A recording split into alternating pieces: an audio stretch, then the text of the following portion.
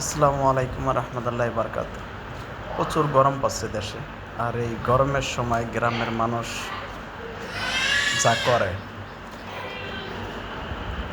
আগে যখন অনেক গরম পড়তো ছোটো সময় দেখতাম আব্বা বলতো আর কি, পাশের 2 বাড়ি পরে যাইয়া পিপুজুলের গাছের বাকলা সহ নিয়ে আসতাম।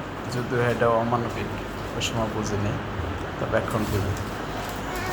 গাছের পাতা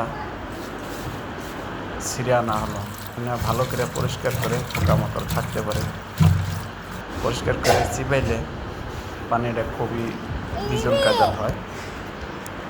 আর এই পানিটা খাইলে গরমের জন্য কতটা যে উপকার, একমাত্র যে যারা খাইছেন তারাই বলবেন।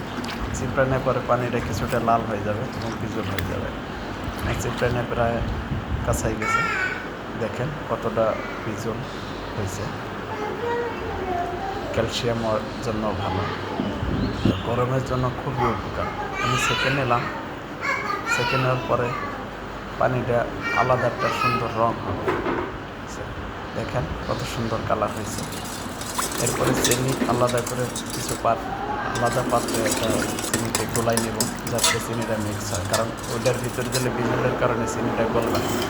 মিক্স করে দিলাম চিনির পানি, মাশাআল্লাহ খুব সুন্দর কালার আসছে। এখন খাওয়ার কথা, আপনাদের দাওয়াত রইল। গোলাই নেব সুন্দর করে, কারণ চিনিটা এটার সাথে যায়, মিক্স হয়ে যায়। বিসমিল্লাহির রহমানির রহিম। আসলে খুবই স্বাদ এবং খেলেও উপকার। যারা খাইছেন তারা একমাত্র বুঝবেন। আপনারা এভাবে বানিয়ে খাবেন ইনশাল্লাহ, গরমের জন্য খুব উপকার।